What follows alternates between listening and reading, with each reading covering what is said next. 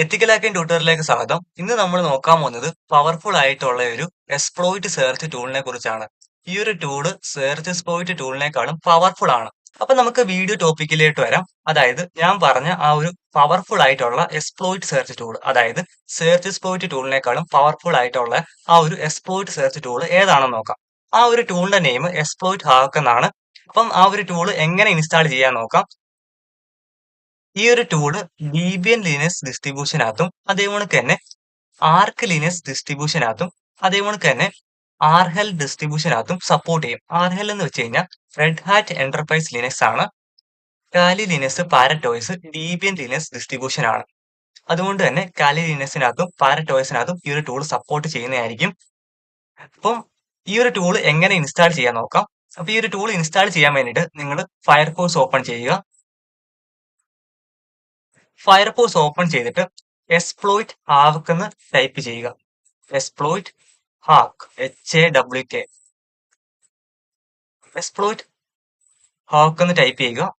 ഹാക്കിന്റെ spelling HAWK ആണ്. അപ്പൊ നമുക്ക് സെർച്ച് ചെയ്യാം.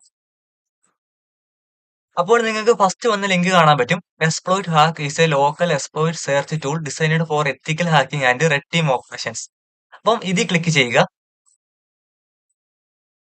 ഇത് ക്ലിക്ക് ചെയ്തിട്ട് ഇത് എങ്ങനെയാണ് ഇൻസ്റ്റാൾ ചെയ്യേണ്ട കാര്യങ്ങളൊക്കെ ഇതിന്റെ റീഡ്മിയിൽ പറഞ്ഞിട്ടുണ്ട്. അപ്പൊ ഫസ്റ്റ് നമ്മൾ ക്ലോൺ ചെയ്യണം. എന്നിട്ട് എക്സ്പ്ലോയിറ്റ് ഹാക്ക് എന്ന് പറയുന്ന ഡയറക്ടറിക്കുള്ളിലോട്ട് പോകണം.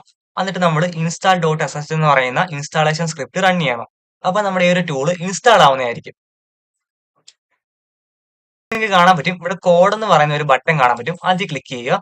അതിൽ ക്ലിക്ക് ചെയ്യുമ്പോൾ ഇവിടെ റൈറ്റ് സൈഡിൽ copy URL to clipboard എന്ന് പറഞ്ഞ ഒരു ഓപ്ഷൻ ഉണ്ട്. അതിൽ ക്ലിക്ക് ചെയ്യുക. അതിൽ ക്ലിക്ക് ചെയ്തിട്ട് നിങ്ങൾ ഡെസ്ക്ടോപ്പിൽ വരിക. CD ഡെസ്ക്ടോപ്പ് കൊടുക്കുക. എന്നിട്ട് നമുക്ക് ആ ഒരു ഗിറ്റ്ഹബിന്റെ സോഴ്സിനകത്ത് നിന്ന് ആ ഒരു ടൂളിന്റെ ഒരു കോപ്പി എടുത്തിട്ട് നമുക്ക് കാലി ലിനക്സിന്റെ ഡെസ്ക്ടോപ്പിനകത്തോട്ട് നമുക്ക് കോപ്പി ചെയ്യണം. അപ്പൊ അതിന് വേണ്ടിയിട്ട് ഗിറ്റ് ക്ലോൺ കൊടുക്കുക. ഗിറ്റ് ക്ലോൺ കൊടുത്തിട്ട് നമുക്ക് ആ ഒരു URL ഇവിടെ കൊടുക്കാം. എന്നിട്ട് എന്റർ കൊടുക്കാം. അപ്പോൾ നിങ്ങൾക്ക് കാണാൻ പറ്റും എക്സ്പ്ലോയിറ്റ് ഹാക്ക് ഡെസ്ക്ടോപ്പ് ഡയറക്ടറിക്കകത്ത് ഡൗൺലോഡ് ആയിട്ടുണ്ട്. ഇനി നമുക്ക് LS കൊടുക്കാം. LS കൊടുക്കുമ്പോൾ നിങ്ങൾക്ക് കാണാൻ പറ്റും എക്സ്പ്ലോയിറ്റ് ഹാക്ക് എന്ന് പറയുന്ന ആ ഒരു ഡയറക്ടറി കാണാൻ പറ്റും, അതായത് ഫോൾഡർ കാണാൻ പറ്റും. ആ ഒരു ഫോൾഡറിനുള്ളിലോട്ട് പോകണം. അപ്പൊ അതിന് വേണ്ടിയിട്ട് CD എക്സ്പ്ലോയിറ്റ് ഹാക്ക് കൊടുക്കാം.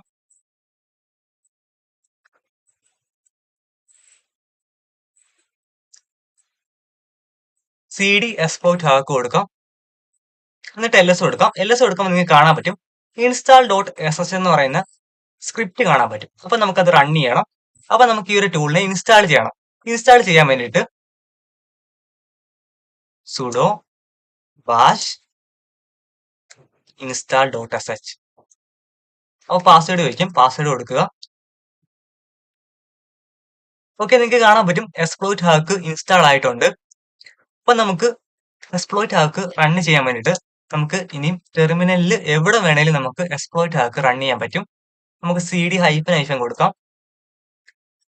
ക്ലിയർ കൊടുക്കാം. എക്സ്പ്ലോയിറ്റ് ഹാക്ക് ടൂൾ യൂസ് ചെയ്തിട്ട് നമുക്കൊരു എക്സ്പ്ലോയിറ്റിനെ സെർച്ച് ചെയ്ത് നോക്കാം. എക്സ്പ്ലോയിറ്റ് ഹാക്ക്, അത് കഴിഞ്ഞിട്ട് സർവീസിന്റെ നെയിം ആണ് കൊടുക്കുന്നത്. ഏത് സർവീസിന്റെ ആണോ എക്സ്പ്ലോയിറ്റിനെ സെർച്ച് ചെയ്യേണ്ടത് ആ ഒരു സർവീസിന്റെ നെയിം കൊടുക്കുക.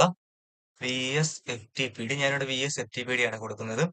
അത് കഴിഞ്ഞിട്ട് നമുക്ക് വേർഷൻ കൊടുക്കണം. അപ്പൊ അതിന് വേണ്ടിയിട്ട് സെപ്പറേറ്റർ കൊടുക്കണം. അപ്പൊ നമുക്ക് സെപ്പറേറ്റർ കൊടുക്കാം.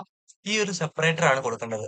നിങ്ങൾ വേർഷൻ കൊടുക്കുന്നുണ്ടെങ്കിൽ, അതായത് സർവീസ് നെയിമിന്റെ കൂടെ വേർഷൻ കൊടുക്കുന്നുണ്ടെങ്കിൽ ഈ ഒരു സെപ്പറേറ്റർ കൊടുത്തിട്ട് വേണം നിങ്ങൾ വേർഷൻ കൊടുക്കാൻ വേണ്ടിയിട്ട്. അപ്പൊ നമുക്ക് വേർഷൻ കൊടുക്കാം 2.3.4. നിങ്ങൾ വേർഷൻ കൊടുക്കുന്നില്ല, നിങ്ങൾ ജസ്റ്റ് സർവീസ് നെയിം മാത്രമേ കൊടുക്കുന്നുള്ളതിൽ ജസ്റ്റ് VSFTPD എന്ന് കൊടുത്താൽ മതി. നിങ്ങൾ വേർഷൻ കൊടുക്കുന്നുണ്ടെങ്കിൽ നിങ്ങൾ സെപ്പറേറ്റർ കൊടുക്കണം. സെപ്പറേറ്റർ കൊടുത്തിട്ട് വേണം നിങ്ങൾ വേർഷൻ കൊടുക്കാൻ വേണ്ടിയിട്ട്. ഞാനിവിടെ 2.3.4 കൊടുക്കുകയാണ്. എന്നിട്ട് നമുക്ക് എന്റർ കൊടുക്കാം. നിങ്ങൾക്ക് കാണാൻ പറ്റും നമുക്ക് എക്സ്പ്ലോയിറ്റിന്റെ ടൈറ്റിൽ കിട്ടിയിട്ടുണ്ട്. അതായത് VSFTPD 2.3.4 ബാക്ക്ഡോർ കമാൻഡ് എക്സിക്യൂഷൻ ആണ്. അതേപോലെ തന്നെ നിങ്ങൾക്ക് കാണാൻ പറ്റും ആ ഒരു എക്സ്പ്ലോയിറ്റിന്റെ പാത്ത് നിങ്ങൾക്ക് റൈറ്റ് സൈഡിൽ കാണാൻ പറ്റും. നമുക്ക് 2 എക്സ്പ്ലോയിറ്റ് ആണ് കിട്ടിയത്. ആ 2 എക്സ്പ്ലോയിറ്റിന്റെ പാത്ത് നിങ്ങൾക്ക് ഇവിടെ കാണാൻ പറ്റും റൈറ്റ് സൈഡിൽ. സോഴ്സ് നിങ്ങൾക്ക് കാണാൻ പറ്റും എക്സ്പ്ലോയിറ്റ് DB ആണ്.